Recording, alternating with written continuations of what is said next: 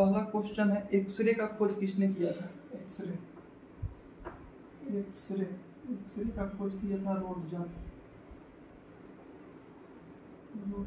था। एक्सरे का खोज किसने किया था? रोटजन। कथी पढ़ रही थी अभी तो?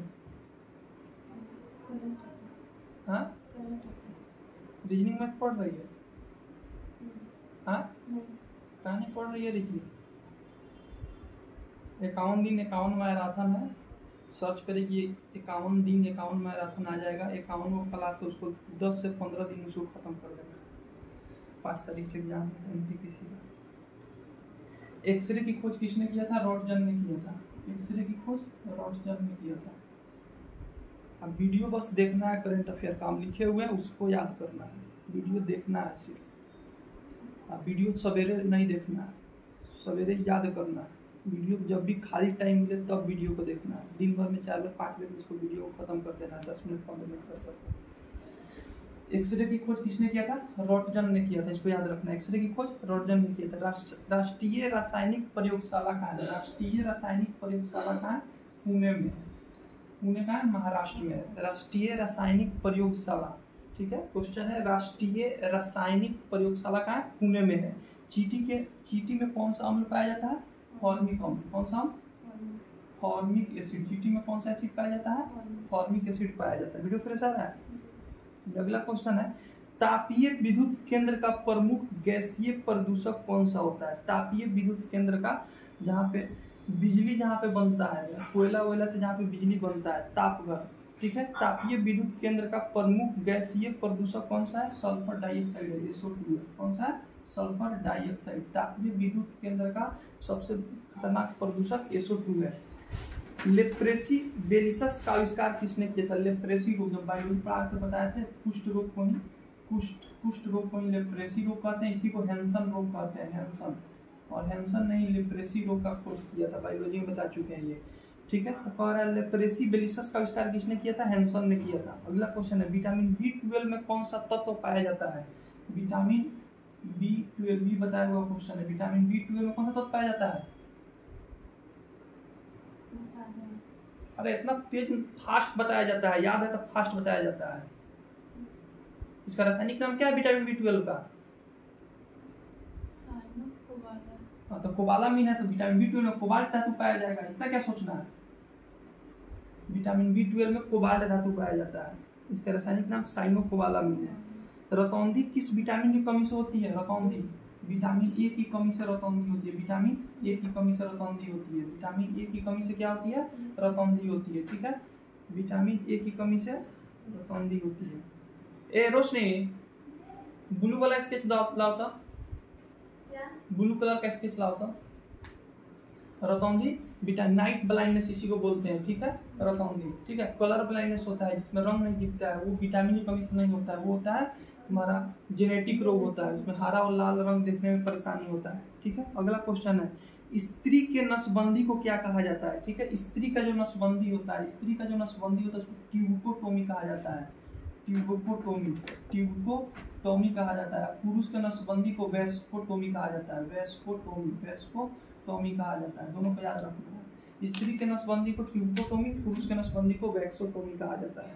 अगला क्वेश्चन है, मूत्र के स्रावन को बढ़ाने के लिए कौन सी औषधि का प्रयोग किया जाता है? जिसमें डाईयूरेटिक का प्रयोग किया जाता है। मूत्र के स्रावन को बढ़ाने के लिए यूरेटिक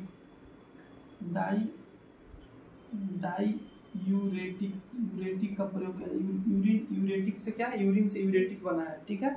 यूरिन मतलब क्या है? मूत्र होता है। तो मूत्र के स्रावन को बढ़ाने के लिए डाईयूरेटिक का प्रयोग किया जाता है, ठीक है। अगला क्वेश्चन है, दिया सलाई बनाने में कौन सा तत्व प्रयोग किया जाता है? दिया सलाई बनाने में लाल फास्फोरस। फास्फोरस का क्या होता है? के होता है। फास्फोरस का क्या होता है? सिंबल के होता है। लाल फास्फोरस, दिया सलाई बनाने में लाल फास्फोरस। सोडियम बाइकार्बोनेट का वाणिज्यिक नाम क्या है? सोडियम बाइकार्बोनेट को किस नाम से जाना जाता है? ये बताया क्वेश्चन है। Baking soda. कहाँ नहीं याद आ रहा है तुमको? बेकिंग सोडा, सोडियम बाइकार्बोनेट, इसी को बोलते हैं खाने वाला सोडा। सोडियम बाइकार्बोनेट NaHCO3 इसका फॉर्मूला होता है। H लग जाता है, बाई में H लग जाता है। सिर्फ सोडियम कार्बोनेट होगा तो Na2CO3 हो जाएगा, ठीक है। आइए अगला क्वेश्चन है, दांतों का खून का गिरना किस विटामिन की कमी से कारण होता है? बीटा क्या होता है, दांत से खून का गिरना स्कर्वी रोग होता है। स्कर्वी रोग यानी मसूड़ों से खून का गिरना स्कर्वी रोग, ये विटामिन सी के कमी के कारण होता है। विटामिन सी सब पढ़ा हुआ क्वेश्चन तुम लिखिए तो कहां नहीं इसको याद करती है, लिखी है देखो बार तुम रीडिंग कहां नहीं देती है फास्ट में, याद नहीं करना है, बस जितना लिखी है उसको फास्ट रीडिंग करना है, एक दिन में ये वो सब्जेक्ट खत्म कर देना है, सुबह उठना है और फास्ट रीडिंग करना है। तुम लिखिए ना सब जितना पढ़ाए हैं तो सब उसको फास्ट रीडिंग करना है, एक दिन में केमिस्ट्री खत्म, एक दिन में फिजिक्स खत्म, सब एक एक दिन में खत्म करना है फास्ट रीडिंग करके, याद नहीं करना है, बस फास्ट रीडिंग करना है। स्कर्वी रोग विटामिन सी के, स्कर्वी रोग में ही मसूड़ों से खून आता है। ठीक है, अगला क्वेश्चन है कंपन तल तथा ध्रुवन तल के बीच कोण कितना होता है। कंपन तल तथा ध्रुवन तल के बीच कोण होता है 90 डिग्री होता है। ठीक है, इसको डायरेक्ट याद रखना है। अगला क्वेश्चन है, इसमें एल्केन का सामान्य सूत्र क्या होता है, ये भी बताया हुआ होता है। एल्केन, एल्कीन, एल्काइन, एल्केन का होता है CnH2n+2, ये होता है एल्केन का, ये बताया हुआ क्वेश्चन है। एल्केन का CnH2n होता है, एल्कीन का, एल्काइन का होता है CnH2n-2 होता है एल्काइन का। एल्केन, एल्कीन, एल्काइन तीनों का सूत्र है, तो एल्केन का पूछा है तो CnH2n+2 हो जाएगा। ठीक है, अगला क्वेश्चन है, एल्काइन का रासायनिक सूत्र क्या है। एल्केन, एल्कीन, एल्काइन, एल्काइन का -2 वाला बता चुके हैं। ठीक है, अगला क्वेश्चन है, पृथ्वी में कुल कितने उपग्रह, पृथ्वी में कुल कितने उपग्रह हैं। अरे पृथ्वी में 7 उपग्रह है पृथ्वी के।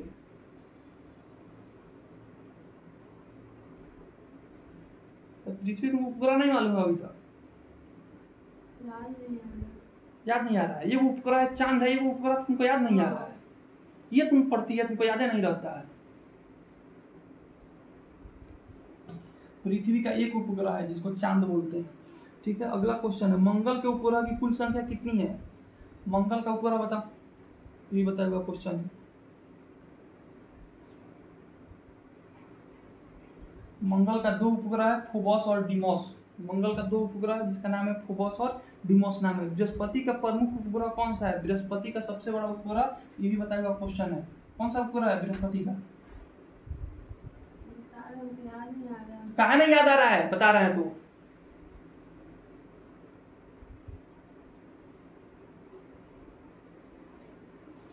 बृहस्पति का उपग्रह का नाम है ज्ञानीमेड।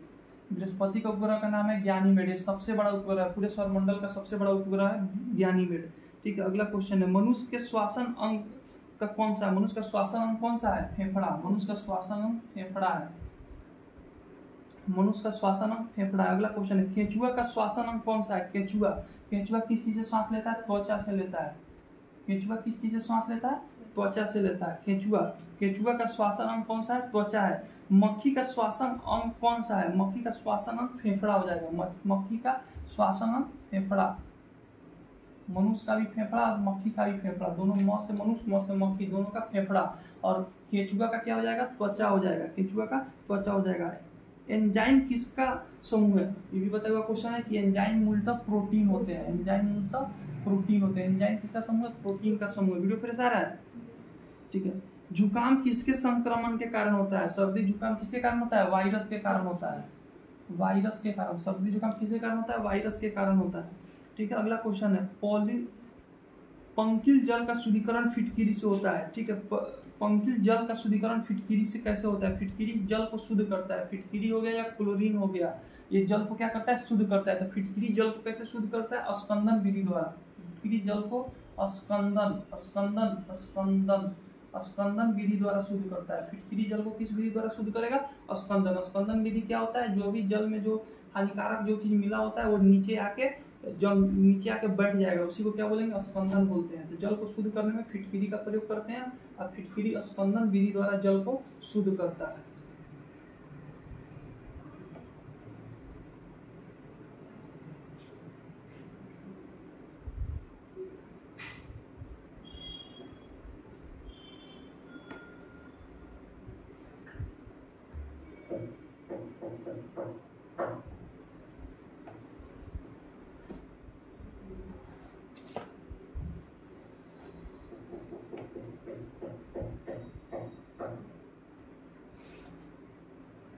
अगला क्वेश्चन, मनुष्य की सबसे बड़ी ग्रंथि कौन सी होती है। मनुष्य की सबसे बड़ी ग्रंथि होती है यकृत, यकृत, ठीक है। मनुष्य की सबसे बड़ी ग्रंथि होती है यकृत होती है। इलेक्ट्रॉन का द्रव्यमान कितना होता है, चलिए इसको कॉपी में बताया हुआ, इसको देख लेना है। माइक्रोस्कोप किस लेंस का, माइक्रोस्कोप में कौन सा लेंस होता है, उत्तल लेंस होता है। माइक्रोस्कोप में कौन सा लेंस होता है, उत्तल लेंस। मनुष्य की आंख में कौन सा लेंस होता है, उत्तल लेंस होता है। तो माइक्रोस्कोप में और मनुष्य के आंख में कौन सा लेंस होता है, उत्तल लेंस होता है। अगला क्वेश्चन है, पश्मीना ऊन प्राप्त, पश्मीना सबसे महंगी ऊन है, पश्मीना, पश्मीना, पश्मीना सबसे महंगी ऊन है, किससे प्राप्त किया जाता है, बकरी से। पश्मीना ऊन किससे प्राप्त किया जाता है, बकरी से। पश्मीना ऊन सबसे महंगी ऊन है और किससे प्राप्त किया जाता है, बकरी से प्राप्त किया जाता है। पुरुष के नसबंदी को क्या कहा जाता है, वैक्सोटोमी, बता चुके हैं ये। मनुष्य के शरीर का सबसे छोटा ग्रंथि कौन सा है, पिट्यूटरी ग्रंथि है या पिनियल होगा। पिनियल अगर ऑप्शन में है तो पिनियल हो जाएगा, पिनियल अगर ऑप्शन में है तो पिनियल हो जाएगा, ये ऑप्शन में नहीं है तो पिट्यूटरी हो जाएगा, ठीक है, यानी पीयूष ग्रंथि, पीयूष, पीयूष ग्रंथि, ठीक है। पिट्यूटरी को हिंदी में पीयूष बोलते हैं, ठीक है। तो मनुष्य में सब पुरुष क्या होता है, मनुष्य के शरीर की सबसे छोटी ग्रंथि हो जाएगी पिट्यूटरी ग्रंथि या पिनियल ग्रंथि हो जाएगी। अंतस्रावी तंत्र का पेसमेकर किसे कहा जाता है, ठीक है। अंतस्रावी यानी इंडोक्राइन ग्लैंड का पेसमेकर किसे कहा जाता है, थायरॉक्सिन को। इंडोक्राइन जो ग्लैंड होता है उसके पेसमेकर किसको कहेंगे, थायरॉक्सिन ग्लैंड को।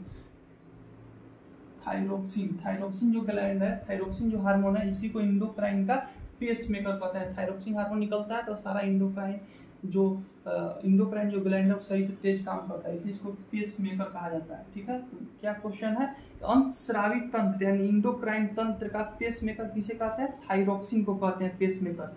पायसीकारक एक एजेंट है जो पायस को अस्थायी कर देता है, ठीक है। अगला क्वेश्चन है, पानी में नाइट्रेट की अधिक मात्रा से उपस्थिति से कौन सा रोग होता है, ठीक है। पानी में अगर नाइट्रेट की मात्रा अधिक हो जाए, पानी में नाइट्रेट की मात्रा अधिक हो जाए तो क्या, हार्ट में छेद, हाँ, इसमें होता है blue baby syndrome, blue baby syndrome, blue baby syndrome, SYNDROM, इसी में बच्चा के हार्ट में छेद हो जाता है, ठीक है। पानी में नाइट्रेट की मात्रा अधिक हो जाए तो उसको कौन सा बीमारी होता है, ब्लू बेबी सिंड्रोम होता है। और इसी ब्लू बेबी सिंड्रोम में क्या होता है, बच्चा के हार्ट में छेद हो जाता है। तो ओरोलॉजी, ओरोलॉजी किसका अध्ययन होता है, ओरोलॉजी पर्वतों का अध्ययन को क्या कहा जाता है, ओरोलॉजी कहा जाता है। पर्वतों के अध्ययन को ओरोलॉजी, ओरोलॉजी, ओरोलॉजी किसको कहा जाता है, पर्वत के अध्ययन को। ओरोलॉजी किसको कहा जाता है, पर्वत के अध्ययन को ओरोलॉजी का। चलो खोलो उसमें, पारिस्थितिकी तंत्र के ऊर्जा का स्रोत, ये होगा क्वेश्चन। चलो पढ़ो उसका, पारिस्थितिकी तंत्र में ऊर्जा का स्रोत क्या होता है, आंसर बताओ इसका बिना देखे। उसको बड़ा करो, उसको बड़ा करो फोटो को। हाँ, पारिस्थितिकी तंत्र में ऊर्जा का स्रोत क्या होता है, सूर्य होता है। पारिस्थितिकी तंत्र में सबसे अधिक ऊर्जा कहाँ से आता है, सभी सूर्य जब तक ऊर्जा नहीं देगा, पेड़ पौधा खाना नहीं बनाएगा, पेड़ पौधा खाना नहीं बनेगा तो बकरी हिरण सो खाएगा नहीं, ठीक है। तो पारिस्थितिकी तंत्र में जो ऊर्जा का स्रोत होता है वो क्या होता है, सूर्य होता है। अगला क्वेश्चन है, 2,4-D किसका नाम है, 2,4-D, 2,4-D किसका नाम है, खरपतवार का नाम है, खरपतवार का नाम है। 2,4-D किसका नाम है, खरपतवार का नाम है। अगला क्वेश्चन है, वायु में हाइड्रोजन जलती है तो क्या पैदा होता है, वायु में क्या ऑक्सीजन है प्लस हाइड्रोजन को जला देंगे, हाइड्रोजन को जला देंगे तो क्या बनाएगा, H2O बनाएगा यानी वाटर बनाएगा, ठीक है। वायु में O2 है, ऑक्सीजन है और प्लस हाइड्रोजन को जला देंगे, दोनों एक साथ जब जलेगा तो क्या बनेगा, H2O यानी जल बनेगा, पानी बनेगा। तो वही कर रहा है, वायु में हाइड्रोजन जब जलती है तो क्या पैदा होता है, जल पैदा होता है। चलिए अगला क्वेश्चन है, थायमिन किस विटामिन का नाम है, थायमिन, थायमिन, हाँ, विटामिन सी, स्कॉर्बिक एसिड उसका नाम होता है, थायमिन, ना स्कॉर्बी रोग, स्कॉर्बिक एसिड विटामिन सी का नाम होता है, सब बताया हुआ क्वेश्चन है। थायमिन की बात करें, थायमिन किस विटामिन का नाम है, विटामिन B1 का नाम थायमिन है, विटामिन B1 का नाम थायमिन है। विटामिन B2 का नाम बेरी बेरी है, विटामिन B2 का नाम बेरी बेरी है। विटामिन B9 का नाम फॉलिक एसिड है, विटामिन B9 का FOLIC फॉलिक एसिड है। विटामिन B12 का नाम साइनोकोबालामिन है, साइनोकोबालामिन, कोबालामिन है, ठीक है। तो विटामिन B1 का नाम थायमिन है, विटामिन B2 का नाम बेरी बेरी है, विटामिन B9 का नाम फॉलिक एसिड है, विटामिन B12 का नाम साइनोकोबालामिन है। विटामिन ए का नाम पूछेगा तो रेटिनॉल है, विटामिन ए का नाम क्या है, रेटिनॉल है, विटामिन ए का नाम रेटिनॉल है। विटामिन सी का नाम स्कॉर्बी एसिड है, स्कॉर्बी एसिड है, स्कॉर्बिक एसिड है विटामिन सी का नाम। विटामिन डी का नाम कैल्सीफेरॉल है, कैल्सीफेरॉल, विटामिन सब में लिखा होना चाहिए, विटामिन सब लिखा होना चाहिए। विटामिन डी का नाम कैल्सीफेरॉल है, विटामिन ई का नाम टोकोफेरॉल है, विटामिन ई का नाम टोकोफेरॉल है, विटामिन ई का नाम टोकोफेरॉल है, विटामिन के का नाम फिनोक्योनॉन है, विटामिन के का नाम क्या है फिनोक्योनॉन, फिनोक्योनॉन, विटामिन के का नाम फिनोक्योनॉन है, सब विटामिन का नाम यहाँ पे लिख दिए। ठीक है, अगला क्वेश्चन है वह तापमान जिसका पाठ्यांक फारेनहाइट और सेल्सियस दोनों एक ही होता है, तो कौन सा तापमान है जिसमें फारेनहाइट और सेल्सियस डिग्री समान होता है, तो -40 डिग्री सेल्सियस पे फारेनहाइट और सेल्सियस का तापमान दोनों बराबर हो जाता है। -40 डिग्री पे फारेनहाइट और सेल्सियस बराबर होता है, डायरेक्ट इसको याद रखना है। -40 डिग्री पर जल का अधिकतम घनत्व कितना होता है, 4 डिग्री सेंटीग्रेड पर जल सबसे अधिक घनत्व होता है 4 डिग्री सेंटीग्रेड, और फारेनहाइट पूछे तो 39.2 डिग्री फारेनहाइट। दोनों क्वेश्चन याद होना चाहिए। जल फारेनहाइट और सेल्सियस कहाँ बराबर होते हैं, -40 डिग्री पर बराबर हो जाते हैं। ठीक है, जल का अधिकतम घनत्व अगर सेल्सियस में पूछे तो 4 डिग्री सेल्सियस, अगर फारेनहाइट में पूछे तो 39.2 डिग्री फारेनहाइट। सब बताया हुआ क्वेश्चन है सब। अगला क्वेश्चन है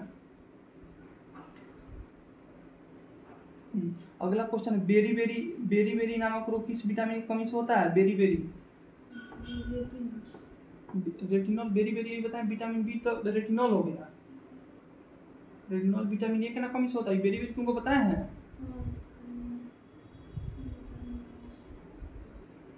विटामिन B12 का नाम है विटामिन डी की कमी से, विटामिन डी का नाम कैसे क्यों रहता है, वो बेरी हो जाएगा।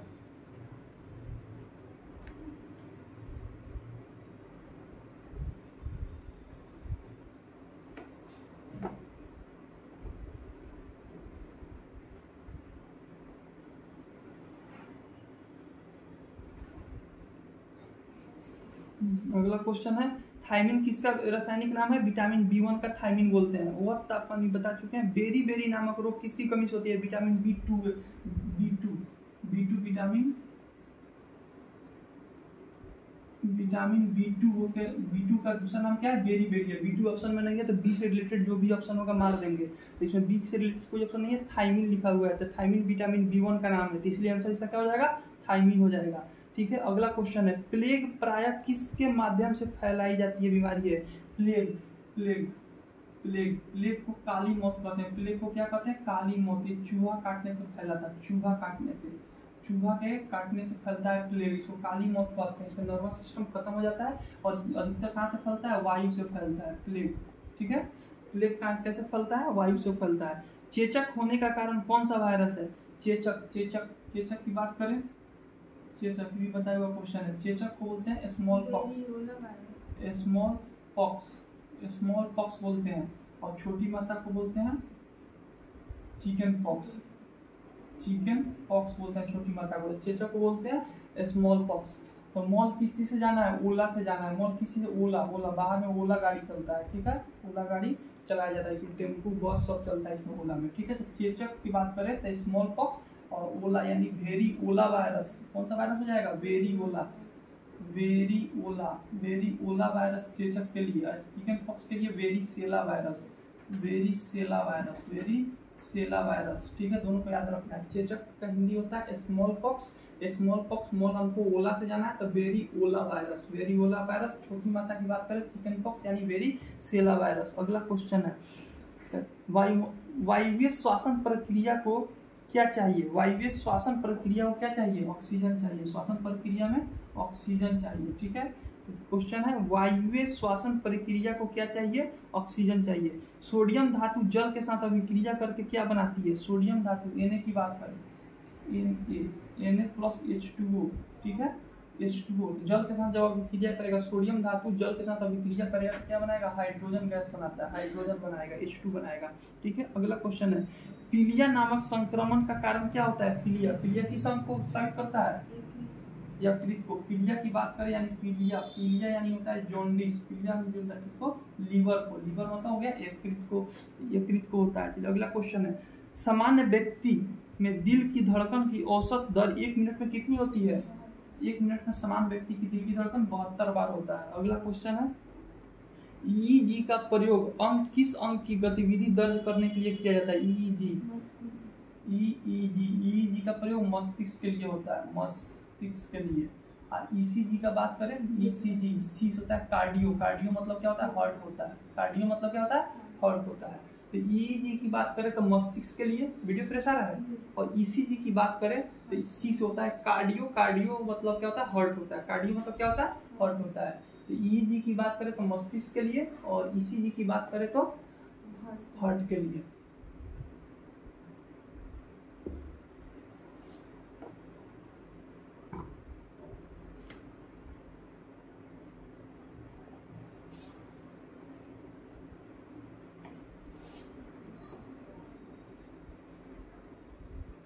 अगला क्वेश्चन है, ओजोन में कौन सी गैस होती है, ओजोन में कौन सी गैस होती है?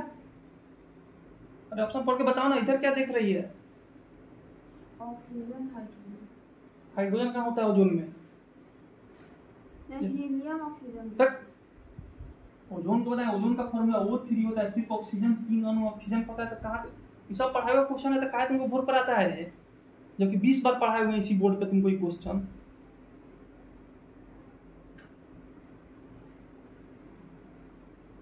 तुम सब लिखी है क्वेश्चन जो तुमको नहीं आता है, तो लिखिए तो उसको याद कौन करेगा? खाली लिख के इसे धो दी है टाइम पास के लिए, तो लिखिए तो उसको याद कौन करेगा? तो करते हैं तो कैसे नहीं याद है तुमको?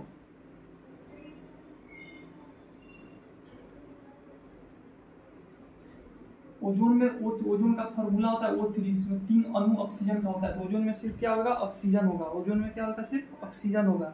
अगला क्वेश्चन है, हृदय के विकार का पता लगाने के लिए किस उपकरण का प्रयोग करते हैं?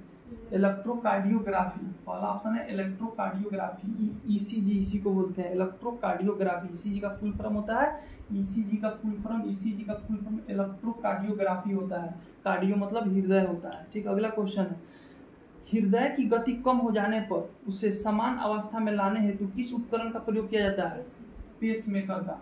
हृदय की गति अगर धीरे हो जाए तो उसमें पेसमेकर का प्रयोग किया जाता है। अभी बताएं अंतस्रावी ग्रंथि के लिए पेसमेकर कौन है? थायराइड ग्लैंड है, थायरॉक्सिन हार्मोन है। ठीक है, अगला क्वेश्चन है, अगला क्वेश्चन 19 नंबर 20 नंबर देख सब 20 21 प्रमुख चाइना के प्रमुख इसमें कौन सा जाएगा? ठीक है, 26 नंबर क्वेश्चन सीधे देखना है, पित्त मानव शरीर के किस अंग में बनता है? पित्त की बात किया जा रहा है। पित्त, पित्त कहाँ बनता है? यकृत में। पित्त कहाँ बनता है? यकृत में बनता है। पित्त कहाँ बनता है? यकृत में बनता है। इसको याद रखना है, पित्ताशय भी ऑप्शन में रहता है, उसको नहीं मार देना है। पित्त मानव शरीर में किस अंग में बनता है? पित्त की बात करें यकृत में बनता है। इंसुलिन की कमी से कौन सा रोग होता है? इंसुलिन, और इंसुलिन की अगर कमी हो जाएगा, इंसुलिन की अगर कमी होता है शरीर में तो कौन सा रोग हो जाएगा? मधुमेह हो जाएगा। इंसुलिन की कमी से कौन सा रोग हो जाएगा? मधुमेह। मधुमेह को ही डायबिटीज कहते हैं। ठीक है, एंजाइम मुख्य रूप से क्या है? एंजाइम मुख्य रूप से क्या है? प्रोटीन है। ENZYM, एंजाइम क्या है? मुख्य रूप से प्रोटीन है। प्रोटीन है, एंजाइम क्या है? मुख्य रूप से प्रोटीन है। अगला क्वेश्चन है, मरकरी यानी पारा किस रूप में पाया जाता है? द्रव में। मरकरी Hg, मरकरी का फॉर्मूला Hg हमेशा क्या होता है? द्रव में पाया जाता है, द्रव में। ठीक है, थैलियम भी एक मेटल है, मरकरी मेटल है। ठीक है, और पूछा कौन सा धातु, मेटल कहेंगे होता है धातु, कौन सा धातु द्रव अवस्था में पाया जाता है? तो मरकरी और थैलियम। थैलियम, ठीक है, अधिकतर क्वेश्चन में यही आता है, मरकरी वाला आएगा। ठीक है, तो कौन सा धातु द्रव अवस्था में पाया जाता है? तो मरकरी हो जाएगा या थैलियम, दोनों ऑप्शन में रहे तो दोनों को मार देना है। ठीक है, कौन सा धातु द्रव अवस्था में पाया जाता है? तो मरकरी। अब पूछ दे कौन सा अधातु द्रव अवस्था में पाया जाता है? ब्रोमीन। ब्रोमीन। ठीक है, दो क्वेश्चन हो गया, कौन सा धातु द्रव अवस्था में पाया जाता है? तो मरकरी हो जाएगा या थैलियम हो जाएगा। और कौन सा अधातु यानी नॉन मेटल लिक्विड अवस्था में पाया जाता है? तो ब्रोमीन हो जाएगा। अगला क्वेश्चन है, पुरुष में यूरिया कहाँ बनता है? यूरिया कहाँ बनेगा? यूरिया अमाशय बनता है। यूरिया बनता है लीवर में। यूरिया कहाँ बनेगा? लीवर में यानी यकृत में। मनुष्य के शरीर का रासायनिक प्रयोगशाला इसी को बोलते हैं, जितना रासायनिक काम होता है इसी में होगा। तो यूरिया कहाँ बनता है? लीवर में बनता है। ठीक है, पूछ देता है कि मनुष्य के शरीर का रासायनिक प्रयोगशाला किसे कहते हैं? लीवर को कहते हैं। याद होना चाहिए, नहीं याद है तो कॉपी में लिखा होना चाहिए कि मनुष्य का रासायनिक प्रयोगशाला कौन सा है। बोर्ड पे लिखे वही नहीं, जो बोल रहे हैं वो भी कॉपी में लिखा होना चाहिए अगर याद नहीं है तो। अगला क्वेश्चन है, मानव में लिंग का निर्धारण किसके द्वारा होता है? पिता के गुणसूत्र द्वारा। पिता के गुणसूत्र द्वारा मानव में लिंग का निर्धारण होता है। ठीक है, पेयजल में किसकी कमी से द्रव क्षारण नामक बीमारी होती है, ठीक है। पेयजल में किसकी कमी से द्रव क्षारण नामक बीमारी होती है, तो द्रव क्षारण नामक जो बीमारी होती है फ्लोरीन की कमी से होती है, इंपॉर्टेंट नहीं है, ठीक है। वह तापमान जिस पर सभी आणविक गति बंद हो जाता है वो क्या कहलाता है, वह तापमान जिस पर जितना भी आणविक गति है, जो भी गति है किसी इलेक्ट्रॉन में जो भी गति है वो सब बंद हो जाता है, उसको बोलते हैं परम शून्य ताप। परम शून्य ताप बोलते हैं, शून्य ताप, परम शून्य ताप कितना होता है -273.15 डिग्री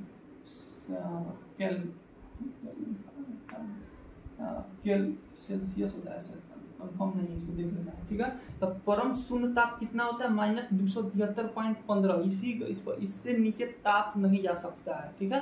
जैसे 0 डिग्री सेल्सियस पर बर्फ जम जाता है तो उससे जब नीचे जाते जाएंगे तो -273.15 डिग्री सेल्सियस से नीचे तापमान नहीं जा सकता है, इसीलिए इसको बोलते हैं परम शून्य ताप बोलते हैं, ठीक है। तो कह रहा है वो तापमान जिस पर सभी आणविक गति बंद हो जाती है, क्योंकि आणविक गति कैसे बंद हो जाएगी, जितना पर सब कुछ जम जाएगा, ठीक है। तो कोई आणविक गति बंद नहीं होगा, सब बंद हो जाएगा, तो इसीलिए इसको क्या बोलते हैं परम शून्य ताप बोलते हैं। अगला क्वेश्चन है, जल उपचार संयंत्र में किसके उपयोग से विसंगम को सुनिश्चित किया जाता है, ठीक है।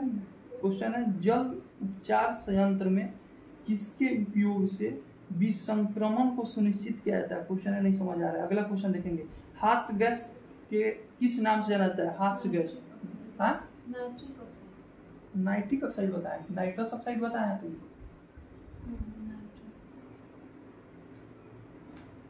एग्जाम में गलती करके आना।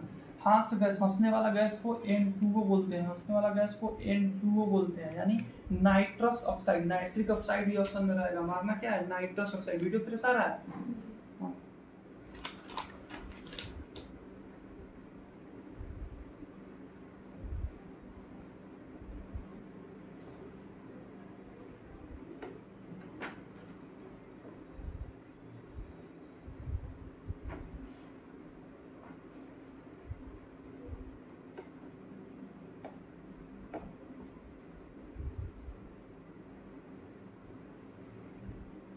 अगला क्वेश्चन है, द ओरिजिन ऑफ स्पेसिस नामक पुस्तक के लेखक कौन है, ये बताया हुआ क्वेश्चन है। Origin of spaces,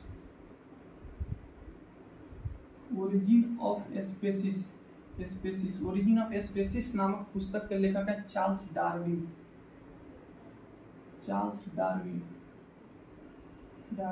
the origin of species नामक पुस्तक के लेखक है चार्ल्स डार्विन। अगला क्वेश्चन है, प्रोपेन का रासायनिक सूत्र क्या होता है, ये बताया, alkene, alkene, alkyne, alkyne,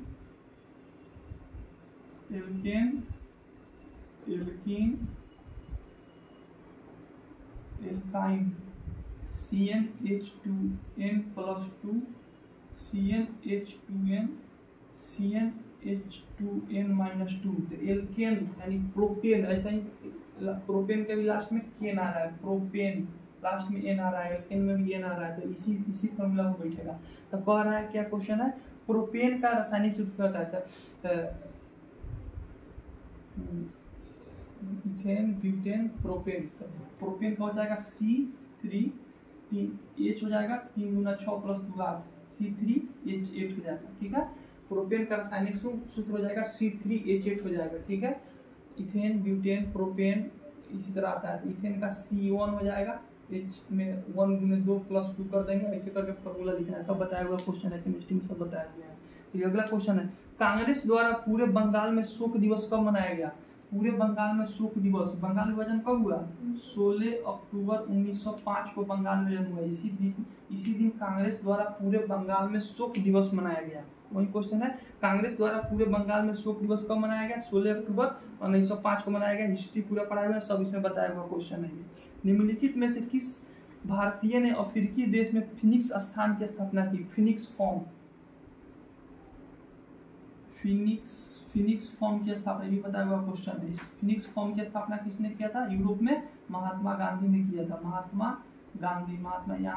Gandhi जब गए थे साउथ अफ्रीका तो वहाँ पे फिनिक्स फॉर्म की स्थापना किए थे, ठीक है। भारत में साबरमती आश्रम की स्थापना 1916 में करते हैं, ठीक है। और महात्मा गांधी जब गए थे साउथ अफ्रीका तो वहाँ पे फिनिक्स फॉर्म की स्थापना करते थे। वही क्वेश्चन है, निम्नलिखित में से किस भारतीय ने अफ्रीका देश में फिनिक्स फॉर्म की स्थापना की? महात्मा गांधी ने। सोडियम बाइकार्बोनेट का सामान्य नाम क्या है? Sodium bicarbonate. फॉर्मूला क्या होता है इसका सोडियम बाइकार्बोनेट का?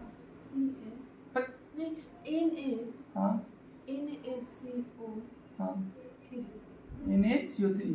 सोडियम बाइकार्बोनेट का सामान्य नाम क्या है? खाने वाला सोडा।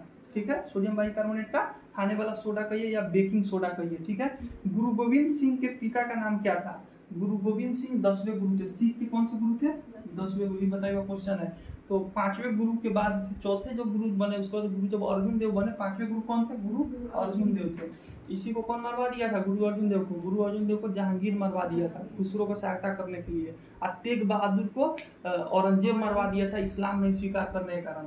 तो इसके बाद से जो 5वां गुरु बने उसके बाद से ये जो एथी हो गया, ये पैतृक हो गया, मतलब जिसे बाप किसी का गद्दी पर बैठा हुआ है तो उसके बाद उसे गद्दी पर उसका बेटा बैठेगा। तो 9वें गुरु कौन थे? तेग बहादुर थे। इन्हीं के पुत्र थे कौन? इन्हीं के पुत्र कौन थे? इन्हीं के पुत्र थे गुरु गोविंद सिंह जो 10वें गुरु थे, जिनका जन्म कहाँ हुआ था? पटना में हुआ था। जिनका जन्म कहाँ हुआ था? पटना में हुआ था। तो क्वेश्चन है, गुरु गोविंद सिंह के पिता का नाम क्या था? तेग बहादुर था। अगला क्वेश्चन है, सबसे हल्की धातु कौन सी है? सबसे हल्की धातु जो होती है लिथियम।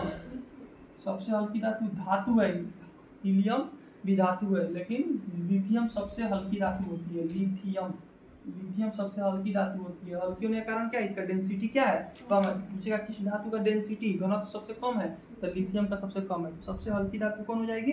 लिथियम हो जाएगी। ठीक है, अगला क्वेश्चन है, स्वाभिमान योजना का संबंध किससे है? स्वाभिमान योजना का संबंध किससे है? ग्रामीण बैंकिंग से। स्वाभिमान योजना का संबंध किससे है? ग्रामीण बैंकिंग से। स्वाभिमान योजना का संबंध किससे? ग्रामीण बैंकिंग से। अगला क्वेश्चन है, न्यूनतम आवश्यकता कार्यक्रम का प्रारंभ किस पंचवर्षीय योजना में किया गया था? तो पांचवा जो पंचवर्षीय योजना था, पांचवा पंचवर्षीय योजना था गरीबी उन्मूलन। क्या था इसका? क्या था लक्ष्य? क्या था? गरीबी उन्मूलन। पांचवा पंचवर्षीय योजना का लक्ष्य क्या था? गरीबी उन्मूलन लक्ष्य था। तो क्या कह रहा है? न्यूनतम आवश्यकता कार्यक्रम, जो आवश्यकता है सबसे जो न्यूनतम जो आवश्यकता है वही कार्यक्रम का प्रारंभ किस पंचवर्षीय योजना में किया गया था?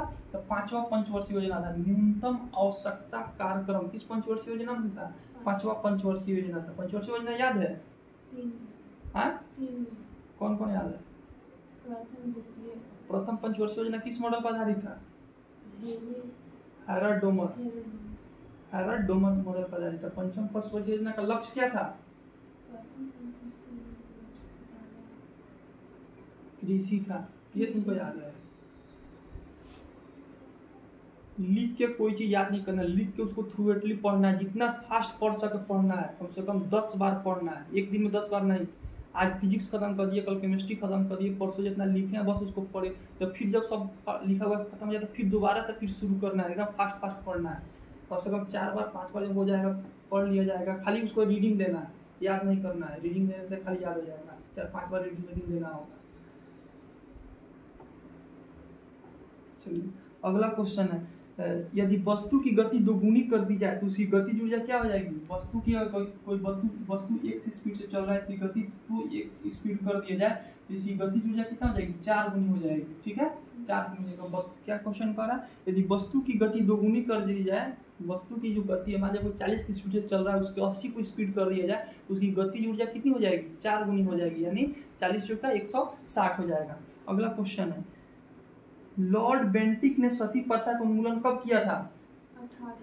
1829 ईस्वी में लॉर्ड बेंटिक ने सती प्रथा का उन्मूलन किया था। किसके सहयोग से किया था?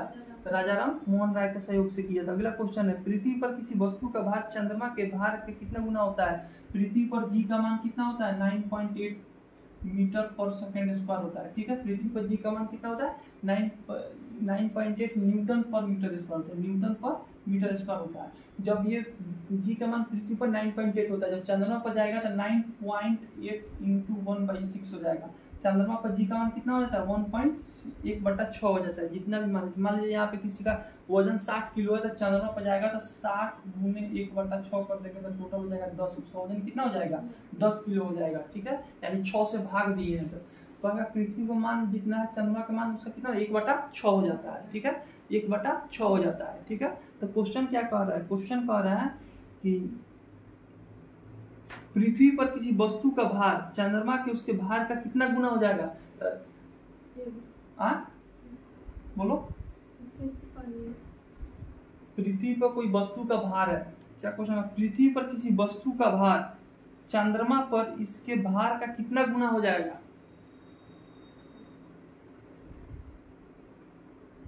नहीं समझ आया क्वेश्चन। पृथ्वी पर किसी वस्तु का भार चंद्रमा पर इसके भार का कितना गुना हो जाएगा। अब देखो अभी आप बताएं, जी का मान कितना है 9/8 है। चंद्रमा पर जी का मान पूछेगा, चंद्रमा पर जी का मान कितना होता है 9/8/6 हो जाएगा, इतना चंद्रमा का मान हो जाएगा, ठीक है। तो चंद्रमा का मान कितना हो जाएगा, इतना हो जाएगा। कोई पृथ्वी पर कोई वस्तु उसका अभी बताएं कि मान लीजिए कि 60 किलो है, चंद्रमा पर जाएगा तो 1/6 से उसको भाग कर देंगे, कितना हो जाएगा 10 किलो हो जाएगा, ठीक है। तो कोई वस्तु चंद्रमा पर 10 किलो है तो पृथ्वी पर कई किलो हो जाएगा, तो 6 से गुना करेंगे, वही करें कितना से गुना करना पड़ेगा 6 से गुना करना पड़ेगा। चंद्रमा पर जाएगा तो 6 से भागा देंगे, अब पृथ्वी पर उसका पूछे चंद्रमा पर उसका वजन दे दिया गया हो, पृथ्वी पर पूछेगा तो 6 से गुना कर देंगे, ठीक है। अगला क्वेश्चन है, राज्य पुनर्गठन आयोग की स्थापना कब हुई थी 1953 में। राज्य पुनर्गठन आयोग की स्थापना 1953 में फजल अली कमीशन, फजल अली कमीशन, ये बताया हुआ क्वेश्चन है, फजल अली कमीशन, पॉलिटिक्स में भी बताया हुआ है। तो राज्य पुनर्गठन आयोग की स्थापना 1953 में फजल अली कमीशन के सिफारिश पर। अगला क्वेश्चन है, हवा की ध्वनि की गति से अधिक गति को क्या किस रूप में जाना जाता है। हवा से ध्वनि की गति से अधिक को, देखिए हवा की गति 1 मैक की होती है, हवा की गति कितनी होती है, कह रहा है हवा से गति अगर अधिक हो, हवा में जो ध्वनि की गति होती है, एयर में ध्वनि की गति, ठीक है, हवा में ध्वनि की गति कितनी होती है 332 किलोमीटर पर सेकंड होता है, ठीक है। 1 सेकंड में 332 किलोमीटर ध्वनि मीटर पर किलोमीटर 332 मीटर पर सेकंड होता है, ठीक है। ध्वनि की गति हवा में हम जो बोल रहे हैं क्या है, ध्वनि है, इसकी हवा में स्पीड कितना है 332 मीटर पर सेकंड है, ठीक है। अब कह रहा है कि इसी 332 को 1 मैक बोलते हैं, इसी 332 को क्या बोलेंगे 1 मैक बोलेंगे। क्वेश्चन क्या कह रहा है, हवा में ध्वनि की गति से अधिक गति को किस रूप में जाना जाता है। अब हवा में 1 मैक से अगर ज्यादा गति हो, 1 मैक से 5 मैक अगर गति है, क्या बोलेंगे सुपरसोनिक बोलेंगे, सुपरसोनिक बोलेंगे। अब 5 मैक से 10 मैक अगर स्पीड हो इसको बोलेंगे हाइपरसोनिक।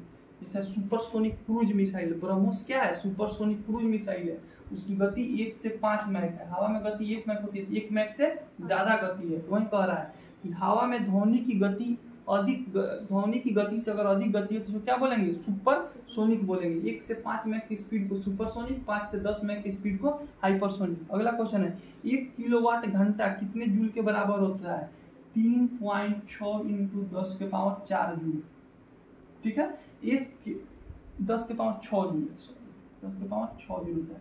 एक क्या क्वेश्चन है, 1 किलोवाट घंटा, 1 किलोवाट घंटा कितने जूल के बराबर है 3.6 × 10⁶ जूल। 1 किलोवाट घंटा, 1 किलोवाट घंटा कितने जूल के बराबर है 3.6 × 10⁶ जूल के बराबर है। अगला क्वेश्चन है, कंजर्वेटिव पार्टी किस देश की राजनीतिक दल है, यूके का दल है, यूके मतलब यूनाइटेड किंगडम यानी इंग्लैंड, यूके मतलब इंग्लैंड। अगला क्वेश्चन है, भारत के पहले चीफ ऑफ डिफेंस स्टाफ कौन थे।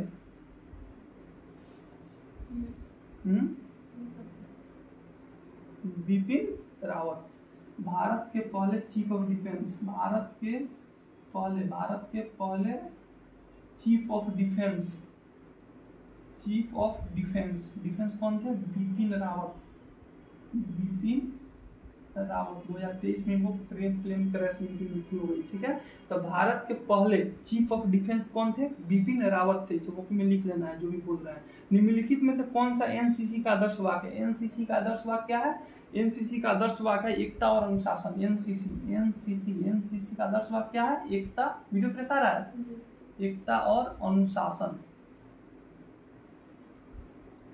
एनसीसी का आदर्श वाक्य क्या है एकता और अनुशासन। एनसीसी का आदर्श वाक्य क्या है एकता और अनुशासन, ठीक है। एनसीसी का फुल फॉर्म होता है नेशनल क्रेडिट कोर। एनसीसी का फुल फॉर्म क्या होता है? National credit core. अब नेशनल क्रेडिट कोर याद नहीं है तो उसको कॉपी पे लिख लेना है कि एनसीसी का फुल फॉर्म क्या होता है, खाली हमारे सुन लेने से याद नहीं हो जाएगा, ठीक है। तो एनसीसी का फुल फॉर्म होता है नेशनल क्रेडिट कोर होता है, और इसका आदर्श वाक्य क्या है? एकता और अनुशासन। एनसीसी का आदर्श वाक्य क्या हो जाएगा? एकता और अनुशासन हो जाएगा। अगला क्वेश्चन है कौन सा गैस उपयोग प्रतिदीप्त गैस के रूप में, ये भी बताया हुआ क्वेश्चन है। कौन सा गैस का उपयोग प्रतिदीप्त गैस के रूप में किया जाता है? प्रोपेन। इसका प्रयोग? प्रोपेन का प्रयोग। प्रोपेन का प्रयोग प्रतिदीप्त गैस के रूप में किया जाता है, ये भी बताया हुआ क्वेश्चन है। कह रहा है क्वेश्चन कौन सा गैस का प्रयोग प्रदीप्त गैस के रूप में किया जाता है? प्रोपेन का। जैसे लाइटर है ना, लाइटर में कौन सा गैस होता है? ब्यूटेन और प्रोपेन, ठीक है, ब्यूटेन और प्रोपेन। बीपी जो घर जो बनाते हैं हम लोग खाना, इसमें कौन सा होता है? बीपी, ब्यूटेन और प्रोपेन। तो ब्यूटेन ऑप्शन में नहीं है तो क्या मारेंगे? प्रोपेन मारेंगे, इसमें ब्यूटेन ऑप्शन में नहीं है। कौन सा गैस उपयोग प्रतिदीप्त गैस के रूप में होता है? प्रोपेन का। अगला क्वेश्चन है परमाणु बलों के सिद्धांत की खोज किसने की थी? ठीक है, परमाणु बल के सिद्धांत की खोज किसने की थी? हिडेकी हुआको। परमाणु बल का सिद्धांत बहुत इंपॉर्टेंट क्वेश्चन है। परमाणु बल का सिद्धांत किसने किया था? परमाणु बल का सिद्धांत हिडेकी हुआको। हिडेकी हुआको। परमाणु बल का सिद्धांत किसने दिया था? हिडेकी हुआको ने दिया था। परमाणु बल, अणु और परमाणु, एटम और मोलिक्यूल, ठीक है। तो जो मोलिक्यूल में जो बल होता है उसका सिद्धांत किसने दिया था? हिडेकी हुआको ने दिया था। परमाणु बल का सिद्धांत किसने दिया था? हिडेकी हुआको ने। रक्त क्या है? रक्त एक संयोजी ऊतक है, ये भी बताया हुआ क्वेश्चन है। चलिए अगला क्वेश्चन है मणिकर्णिका निम्नलिखित में से किस स्वतंत्रता सेनानी का मूल नाम था? मणिकर्णिका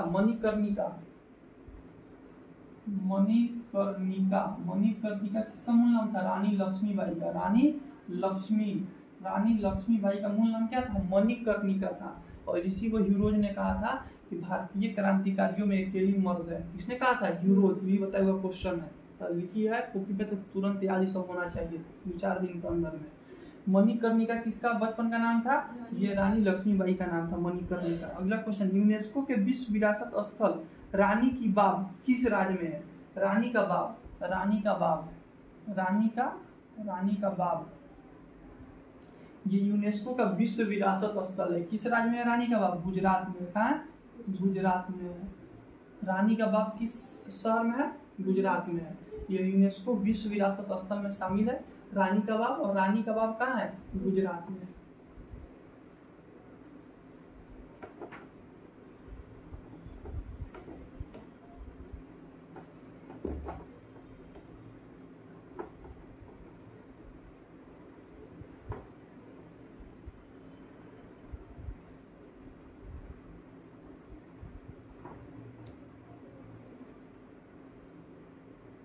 अगला क्वेश्चन है कोटला पैलेस किस देश में स्थित है? कोटला पैलेस चीन में स्थित है। अगला क्वेश्चन है इबेरिया किस देश की विमान सेवा है? स्पेन का। नहीं इंपॉर्टेंट है। सबसे अधिक तन्य धातु कौन सा होता है? हाँ, सोना। सबसे अधिक तन्य कौन सा होता है? सोना होता है। सोना मतलब इसको बोलते हैं एयू बोलते हैं। चांदी को क्या बोलते हैं? एजी बोलते हैं। तन मतलब क्या होता है? जिसको जितना खींचा जाए टूटे नहीं, ठीक है।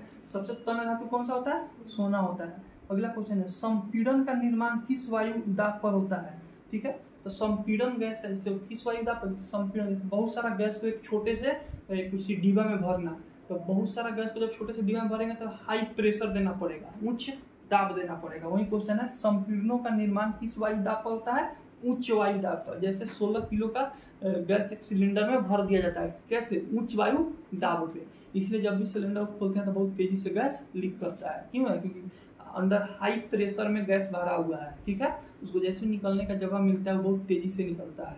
वही क्वेश्चन है संपीड़नों का निर्माण किस वायु दाब पर होता है? उच्च वायु दाब पर होता है। अगला क्वेश्चन है पदार्थ का सबसे छोटा कण कौन सा होता है? अणु होता है। पदार्थ का सबसे छोटा कण कौन सा होता है? अणु होता है। पदार्थ का सबसे छोटा कण कौन सा होता है? अणु। अणु और परमाणु में कंफ्यूजन होता है, तो अणु छोटा है कि परमाणु छोटा है? लिखने में अणु लिखने में छोटा है, तो पदार्थ का सबसे छोटा कण कौन हो जाएगा? अणु हो जाएगा। पदार्थ का सबसे छोटा कण अणु हो जाएगा। अगला क्वेश्चन है पुजारी को क्या कहते हैं? संथाली जो लोग है, संथाल परगना। संथाल क्या है? संथाल एक आदिवासी लोगों का तो मतलब वो जात कास्ट है, ठीक है। तो संथाली लोग पुजारी को क्या कहते हैं? नायक कहते हैं, ठीक है। अगला क्वेश्चन है अन्नपूर्णा पर्वत। अन्नपूर्णा पर्वत शिखर हिमालय के किस क्षेत्र में स्थित है? जो नेपाल हिमालय है, नेपाल हिमालय है, इसी में क्या है? अन्नपूर्णा है, अन्नपूर्णा पर्वत है। नेपाल हिमालय में क्या है? अन्नपूर्णा पर्वत है। वही कह रहा है अन्नपूर्णा पर्वत शिखर हिमालय के किस क्षेत्र में स्थित है? नेपाल हिमालय में स्थित है। भारतीय अंतरिक्ष एजेंसी संगठन की स्थापना, इसरो पूछ रहा है, इसरो की स्थापना कब हुआ था? 1969 में हुआ था। इसरो की स्थापना कब हुआ था? 1969 में। डीआरडीओ की स्थापना 1958 में हुआ था, ठीक है, 1958 में। तो इसरो की स्थापना 1969 में हुआ था, डीआरडीओ की स्थापना 1958 में हुआ था। अगला क्वेश्चन है प्रसिद्ध बृहदेश्वर मंदिर कहाँ स्थित है? बृहदेश्वर मंदिर तमिलनाडु में स्थित है। बृहदेश्वर मंदिर कहाँ है? तमिलनाडु में है। प्रसिद्ध बृहदेश्वर मंदिर कहाँ है? तमिलनाडु में है। प्रसिद्ध बृहदेश्वर मंदिर कहाँ है? तमिलनाडु में। अगला क्वेश्चन राकापोसी पर्वत शिखर कहाँ स्थित है? राकापोसी पर्वत शिखर कहाँ स्थित है? पाकिस्तान में। कहाँ स्थित है? पाकिस्तान में स्थित है राकापोसी पर्वत शिखर। अन्नपूर्णा की बात करें तो अन्नपूर्णा नेपाल हिमालय में। इसरो की स्थापना 1 जनवरी 1969, इसरो की स्थापना 1 जनवरी 1969 को हुआ था। डीआरडीओ की बात करें 1958 में। बृहदेश्वर मंदिर तमिलनाडु में है। राकापोसी पर्वत पाकिस्तान में है। अगला क्वेश्चन है उपाधियों का अंत किस अनुच्छेद से हुआ है? उपाधियों का अंत आर्टिकल 18 से हुआ है। आर्टिकल 18 से।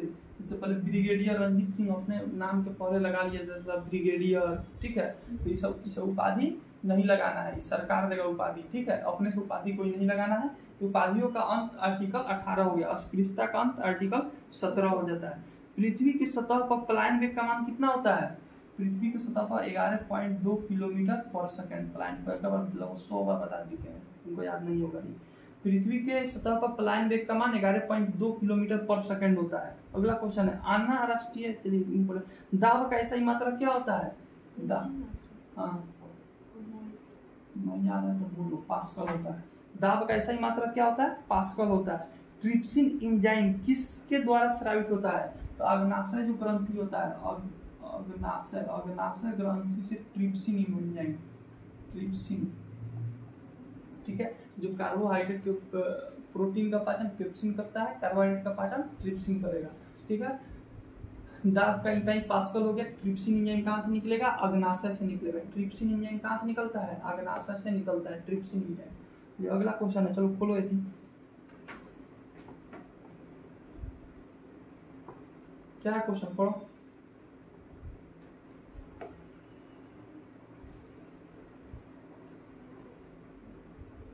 अरे एक नंबर क्वेश्चन पढ़ो ना जी, कहाँ है? भारत का उच्चतम न्यायालय कब स्थित है? अगला क्वेश्चन है भारत का उच्चतम न्यायालय यानी सुप्रीम कोर्ट की बात कर रहा है। भारत का सुप्रीम कोर्ट कहाँ है? सुप्रीम कोर्ट दिल्ली में है। सुप्रीम कोर्ट कहाँ है? दिल्ली में है। सुप्रीम कोर्ट कहाँ है? दिल्ली में है। तो कह रहा है कि भारत का उच्चतम न्यायालय कब अस्तित्व में आया? 28 जनवरी 1950 को। उच्चतम न्यायालय की स्थापना कब हुई थी? 28 जनवरी 1950 को, ठीक है। उच्चतम न्यायालय, वही क्वेश्चन है भारत का उच्चतम न्यायालय कहाँ कब अस्तित्व में आया? 28 जनवरी 1950 को। डेट याद रखना है। भारत का उच्चतम न्यायालय 28 जनवरी 1950 को। अगला क्वेश्चन है शक्ति की अंतरराष्ट्रीय इकाई क्या है? वोल्ट शक्ति का इकाई है। एम्पियर करंट का कति होता है? सब बताया हुआ, सब तुम्हारा खत्म है कहानी। शक्ति का अंतरराष्ट्रीय इकाई वाट होता है। शक्ति का क्या होता है? वाट होता है। 1 वाट बराबर 706। शक्ति का इकाई क्या होता है? वाट होता है, ठीक है। और एक और इसका इकाई होता है अश्वशक्ति होता है। अश्वशक्ति होता है। अश्वशक्ति मतलब 746 वाट होता है। अश्वशक्ति मतलब 746 वाट होता है। तो शक्ति का ऐसा यूनिट वाट होता है। और एक और इसका यूनिट है अश्वशक्ति बोलते हैं, इसको हॉर्स पावर बोलते हैं। जो भी जेसीबी का जो इंजन होता है उस पर लिखा था कितना हॉर्स पावर का इंजन होता है।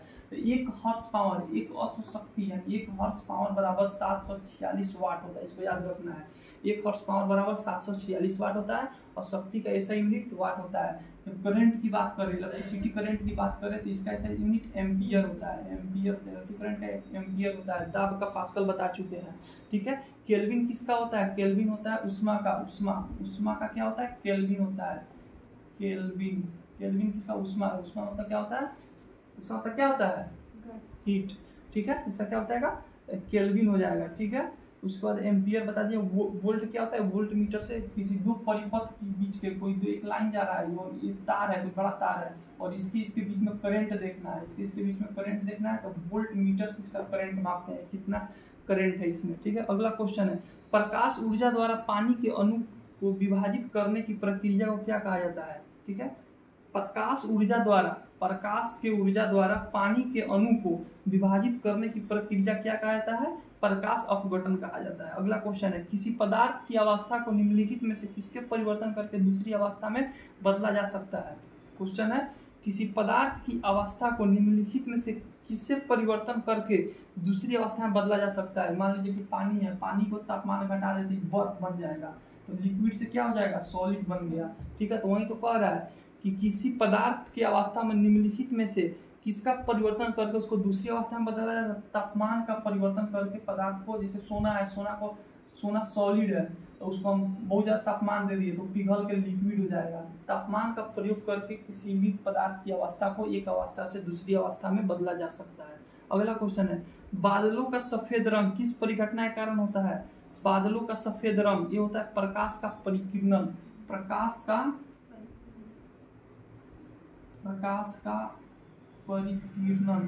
परिकिरणन के कारण जो बादल होते हैं हम लोग को सफेद दिखाई देते हैं, ठीक है। बादल का सफेद रंग किस परिघटना के कारण होता है? प्रकाश का परिकिरणन। अगला क्वेश्चन है, फतेह सागर झील कहाँ स्थित है? फतेह सागर झील कहाँ स्थित है? यह है राजस्थान में। फतेह सागर झील कहाँ स्थित है? राजस्थान में स्थित है फतेह सागर झील, राजस्थान में। The test of my life किसका पुस्तक है? The test of my life Yuvraj Singh की बुक का नाम है। युवराज सिंह क्रिकेटर थे, इसके बुक का नाम है the test of my life. The test of my life the test of my life किसके बुक का नाम है? युवराज सिंह का बुक का नाम है। The test of my life किसके बुक का नाम है? युवराज सिंह। अल्युमिनियम धातु केवल किसके द्वारा निकाला जाता है? विद्युत अपघटन से। अल्युमिनियम धातु किसके द्वारा निकाला जाता है? विद्युत अपघटन से। अगला क्वेश्चन है, थायरॉक्सिन के संश्लेषण के लिए क्या आवश्यक है? आयोडीन। थायरॉक्सिन ग्लैंड आयोडीन का स्राव करता है। अगला क्वेश्चन है, O2 का आणविक द्रव्यमान कितना होता है? O2 की बात करें, O2 तो O का क्रमांक कितना होता है? Hydrogen, helium, lithium, beryllium, boron, carbon, nitrogen, oxygen 8 होता है। तो 8 होता है। तो इसका बताए थे कि जो भी सम संख्या में होगा, यानी जो इवन नंबर में होगा, उसका द्रव्यमान कितना होता है? 2 गुना होता है। तो 8 गुने 2 कर देंगे तो हो जाएगा 16। यहाँ पे 2 लिखा हुआ है, तो 16 गुने 2 कर देंगे तो हो जाएगा 32। तो O2 का परमाणु द्रव्यमान 32 हो जाएगा। अगला क्वेश्चन है, गुरु घासीदास राष्ट्रीय उद्यान कहाँ है? गुरु घासीदास राष्ट्रीय उद्यान कहाँ है? छत्तीसगढ़ में है। गुरु घासीदास राष्ट्रीय उद्यान छत्तीसगढ़ में है, ठीक है। गुरु घासीदास राष्ट्रीय उद्यान कहाँ है? छत्तीसगढ़ में। अगला क्वेश्चन है, बैडमिंटन किस देश का राष्ट्रीय खेल है? तो इंडोनेशिया, मलेशिया इंपॉर्टेंट नहीं है। इनमें से किसे कोशिकांग का कोशिकांग कहा जाता है? कोशिका का कोशिकांग किसे कहा जाता है? राइबोसोम्स को कहा जाता है। ये बताया हुआ क्वेश्चन है, किसे कोशिकांग का कोशिकांग कहा जाता है? राइबोसोम्स को कहा जाता है। कोशिकांग का कोशिकांग राइबोसोम्स को कहा जाता है। राइबोसोम्स को पैलेट पार्टिकल भी कहा जाता है। पैलेट पार्टिकल का मतलब ये होता है कोशिकांग का कोशिकांग, ठीक है। कोशिकांग का कोशिका यानी कोशिकांग का कोशिकांग किसे कहा जाता है? राइबोसोम्स को कहा जाता है। राइबोसोम्स सबसे छोटी पार्टिकल होती है। पूरे सेल की बात की जाए, सेल में जितने भी सेल ऑर्गेनल्स होते हैं, जैसे माइटोकॉन्ड्रिया, राइबोसोम, एंडोप्लाज्मिक रेटिकुलम, सब में छोटा राइबोसोम्स होता है, इसीलिए इसको कोशिकांग का कोशिका कहा जाता है और इसको पैलेट पार्टिकल भी कहा जाता है। अगला क्वेश्चन, मनुष्य की आवाज किसके द्वारा वाक तंतु से उत्पादित होता है? तो मनुष्य की जो आवाज है कंपन द्वारा, मनुष्य की आवाज कंपन द्वारा उत्पन्न होता है। अगला क्वेश्चन है, जंतुओं का सबसे बड़ा समूह कौन सा है? जंतु का सबसे बड़ा समूह आर्थ्रोपोडा है। आर्थ्रोपोडा में क्या आता है? झींगा मछली आ गया, तेलचाट्टा आ गया, ये सब आर्थ्रोपोडा में आता है। तो क्या क्वेश्चन है, जंतुओं का सबसे बड़ा समूह कौन सा होता है? जंतुओं का सबसे बड़ा समूह होता है आर्थ्रोपोडा होता है।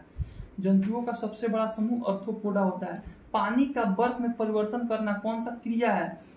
भौतिक प्रक्रिया है। पानी का बर्फ में परिवर्तन होना क्या कौन सी भौतिक प्रक्रिया है? प्रक्रिया 2 प्रकार की होती है, रासायनिक और भौतिक होती है। रासायनिक प्रक्रिया में कोई मान लीजिए कोई चीज अगर चेंज हो गया तो दोबारा वो अपने अवस्था में नहीं आ सकता है। जैसे मान लीजिए कागज है, कागज को हम जला दिए तो जलाने के बाद फिर से कागज बना सकते हैं? नहीं बना सकते हैं। ये कौन सा प्रक्रिया आ गया? रासायनिक। अब भौतिक होता है फिर से बदला जाता है। पानी है, पानी को ठंडा कर देंगे तो क्या हो जाएगा? बर्फ बन जाएगा। फिर बर्फ को गर्म कर देंगे फिर पानी बन जाएगा। तो फिर अपने अवस्था में आ गया पानी, फिर से बर्फ बन के फिर पानी हो गया तो उसको भौतिक बोलेंगे। और जो क्रिया एक बार चेंज होने के बाद दोबारा अपने पहले जैसे अवस्था में नहीं आती है उसे रासायनिक प्रक्रिया कहते हैं। तो क्या क्वेश्चन है? पानी का बर्फ में परिवर्तन क्या कहलाता है? भौतिक प्रक्रिया। अगला क्वेश्चन है मंगोलिया की मुद्रा का नाम क्या है? Tugrik, tugrik, tugrik, tugrik, tugrik, Mongolia, Mongolia. Mongolia की मुद्रा का क्या नाम है? तुगरिक नाम है। मंगोलिया की मुद्रा का क्या नाम है? तुगरिक नाम है। तुगरिक, मंगोलिया की मुद्रा का नाम तुगरिक है। एशिया का पेरिस किसे कहा जाता है? एशिया का पेरिस, एशिया महाद्वीप का पेरिस थाईलैंड को कहा जाता है। थाईलैंड को। एशिया का पेरिस किसे कहा जाता है? थाईलैंड को कहा जाता है। अगला क्वेश्चन है स्वीडन की मुद्रा का क्या नाम है? स्वीडन की मुद्रा क्रोना है। स्वीडन, स्वीडन, स्वीडन की मुद्रा क्या है? क्रोना है। क्रोना, स्वीडन की मुद्रा क्रोना है। मलेशिया की मुद्रा तुगरिक है। मलेशिया की मुद्रा क्या है? तुगरिक। और स्वीडन की मुद्रा क्रोना है। हमेशा एक करेंसी वाला क्वेश्चन पूछता है। मलेशिया की मुद्रा तुगरिक, मलेशिया की मुद्रा क्या है? तुगरिक है। और स्वीडन की मुद्रा क्या है? क्रोना है। स्वीडन की मुद्रा क्रोना है। अगला क्वेश्चन है कि 21 नंबर, सभी अम्लों के लिए समान तत्व कौन सा होता है? ऐसा कौन सा तत्व है जो सभी एसिड में पाया जाता है? हाइड्रोजन। सभी एसिड में कौन सा तत्व पाया जाता है? हाइड्रोजन पाया जाता है। अगला क्वेश्चन है हमारी अस्थियां किन प्रकार की ऊतक है? संयोजी ऊतक है। संयोजी मतलब एक दूसरे को जोड़ने वाला ऊतक है। ठीक है, हमारी हड्डियां संयोजी ऊतक है। अगला क्वेश्चन है चंद्रमा पर किसी वस्तु का भार पृथ्वी के भार का कितना होता है? 1/6। अभी बताएं 1/6 होता है। कोई वस्तु का भार चंद्रमा पर जितना होगा वो पृथ्वी के भार का 1/6 होगा। अगला क्वेश्चन यूक्रेन की मुद्रा क्या है? यूक्रेन, यूक्रेन की मुद्रा की बात करें, यूक्रेन, यूक्रेन की मुद्रा की बात करें तो यूक्रेन की मुद्रा 22 नंबर हिरवेनिया, हिरवेनिया, हिरवेनिया। यूक्रेन की मुद्रा हिरवेनिया है। मंगोलिया की मुद्रा तुगरिक है। स्वीडन की क्रोना है। यूक्रेन की मुद्रा हिरवेनिया है। हिरवेनिया। यूक्रेन की मुद्रा क्या है? हिरवेनिया है। अगला क्वेश्चन है playing it my way, playing it my way, playing it my way, playing it my way किसका पुस्तक है? सचिन तेंदुलकर का पुस्तक है। सचिन तेंदुलकर का पुस्तक है प्लेइंग इट माई वे। ठीक है, एक और पुस्तक कौन सा था? युवराज सिंह का पुस्तक था, माई लाइफ से रिलेटेड था। ठीक है, युवराज सिंह का पुस्तक था। ठीक है, the test of my life किसका पुस्तक था? युवराज सिंह का। The test of my life किसका पुस्तक था? युवराज सिंह का पुस्तक था। ठीक है, और इनका पुस्तक सचिन तेंदुलकर का पुस्तक है प्लेइंग इट माई वे। ठीक है, सचिन तेंदुलकर का पुस्तक। अगला क्वेश्चन है निम्नलिखित में से कौन सा महिलाओं में यौन गुणसूत्र की जोड़ी का प्रतिनिधित्व करता है? तो महिला में X होता है, पुरुष में XY होता है। ठीक है, और लिंग का निर्धारण हमेशा पुरुष करता है। अगला क्वेश्चन है HCl के साथ कौन अभिक्रिया नहीं करता है? HCl के साथ Cu, कॉपर जो है अभिक्रिया नहीं करता है। ठीक है, HCl के साथ कॉपर अभिक्रिया नहीं करता है। चलो अगला क्वेश्चन है चिहुआन मरुस्थल का है, मेक्सिको में, इंपॉर्टेंट नहीं है। सोल्डर किसका मिश्र धातु है? सोल्डर की बात करें तो टीन और सीसा। सोल्डर किसका मिश्र धातु है? टीन प्लस सीसा का, Pb प्लस Sn। सोल्डर क्या होता है? Pb plus Sn। और लेड प्लस सीसा किसका होता है? लेड प्लस सीसा फ्यूज तार का क्या होता है? लेड प्लस सीसा होता है। अगला क्वेश्चन है विकास और शांति के लिए अंतर्राष्ट्रीय खेल दिवस कब मनाया जाता है? 6 अप्रैल को मनाया जाता है। लुप्त प्राय एशियाटिक शेर, एशियाटिक शेर कहाँ पाया जाता है? तो गुजरात की गिर राष्ट्रीय उद्यान है। गिर कहाँ है राष्ट्रीय उद्यान? गुजरात में। तो कह रहा है एशियाटिक शेर जो लुप्त प्राय है, मतलब विलुप्त होने का कगार पे, कहाँ पाया जाता है? गुजरात में। गुजरात के गिर नेशनल पार्क में पाया जाता है। अगला क्वेश्चन है निम्नलिखित में से कौन सा कारक वाष्पीकरण की निम्नलिखित में से कौन सा कारक वाष्पीकरण के दर को कम करता है? तो नमी जो जब आ जाएगा तो वाष्पीकरण, जैसे क्या होता है ठंडी के दिन में नमी होता है तो वाष्पीकरण सही से नहीं होता है। वाष्पीकरण किसमें होता है? पेड़ पौधा में वाष्पीकरण होता है, यानी उसके पत्तियों के सहारे जो पानी है वो क्या हो जाएगा? वाष्प बन के उड़ेगा। या जो तालाब उलाब हो गया उसमें भी जब धूप निकलता है तो वो वाष्पीकरण होता है, ठीक है। उसी वाष्पीकरण से क्या होता है, बादल का निर्माण होता है। तो जब ठंडी के दिन में ज़्यादा वाष्पीकरण होगा कि गर्मी के दिन में, गर्मी के जब धूप ज़्यादा निकलेगा तो वाष्पीकरण क्या हो जाएगा, ज़्यादा हो जाएगा। तो वही पूछ रहा है कौन सा इसमें कमी करेगा वाष्पीकरण में, नमी। नमी मतलब क्या होता है कि पहले से हवा में क्या है, पानी है, पहले से हवा में क्या है, पानी है। जैसे ठंडी के दिन में लोग बाइक चलाते हैं तो तुरंत हमारे चेहरा शरीर और कपड़ा पे पानी पानी हो जाता है, ठीक है। क्यों, क्योंकि हवा में पहले से क्या है, पानी है, उसी को बोलते हैं नमी युक्त हवा, उसी को बोलते हैं, ठीक है। अगला क्वेश्चन है किसी दोलन द्वारा एक आयाम पूरा करने में लिया गया समय क्या कहलाता है। बताया थे पेंडुलम घड़ी है, यहाँ से यहाँ इसको ऐसे है, इसको यहाँ से जाना है, फिर ऐसे एक दोलन पूरा करने में जो इसको समय लगता है उसी को क्या बोलते हैं, आवर्त काल बोलते हैं। क्या बोलते हैं, आवर्त काल बोलते हैं, उसी को क्या बोलेंगे, आवर्त काल। एक दोलन जो पूरा करने में जो समय लगेगा उसी को आवर्त काल बोलते हैं। अगला क्वेश्चन, निम्नलिखित में से कौन सा नोबल गैस नहीं है। तो नोबल गैस वो होता है जो किसी के साथ रिएक्शन नहीं करे। तो आर्गन, नियॉन, हीलियम सब नोबल गैस। क्लोरीन जो है ये नोबल गैस नहीं है। क्वेश्चन पूछता है कौन सा गैस फूलों का रंग उड़ा देता है। कोई लाल कलर का फूल है उसको गैस छिड़क देंगे तो व्हाइट कलर हो जाएगा। तो क्लोरीन गैस फूलों की रंग को क्या करता है, उड़ा देता है। तो नोबल गैस कौन सा नहीं है, helium, neon, krypton, xenon, radon, ये सब जितना है सब नोबल गैस है, ठीक है। क्लोरीन नोबल गैस नहीं है। अगला क्वेश्चन है सोलुंग उत्सव किस राज्य में मनाया जाता है। सोलुंग उत्सव अरुणाचल प्रदेश में मनाया जाता है। अगला क्वेश्चन है सूर्य सरोवर पक्षी विहार किस राज्य में स्थित है। आगरा में, इंपॉर्टेंट नहीं है। सिविल सेवा दिवस कब मनाया जाता है। सिविल सेवा दिवस 21 अप्रैल को मनाया जाता है, 21 अप्रैल को। हाँ, सिविल सेवा दिवस 21 अप्रैल को मनाया जाता है, याद रखना है। सिविल सेवा दिवस कब मनाया जाता है, 21 अप्रैल को। सिविल सेवा दिवस कब मनाया जाता है, 21 अप्रैल को। अगला क्वेश्चन है कौन सी ऊर्जा निहित होने में एक कार तीव्र गति से गतिमान होती है। तो गतिज ऊर्जा जब देते हैं, एक्सीलरेटर देते हैं तो क्या होता है, उसमें गतिज ऊर्जा पकड़ेगा, ठीक है, और कार तेजी से आगे बढ़ेगा। तो वही क्वेश्चन है कौन सी ऊर्जा निहित होने से एक कार तीव्र गति से गतिमान होती है, गतिज ऊर्जा। अगला क्वेश्चन है कैल्शियम सल्फेट हेमीहाइड्रेट किसका दूसरा नाम है, प्लास्टर ऑफ पेरिस का नाम है। वीडियो बंद करो।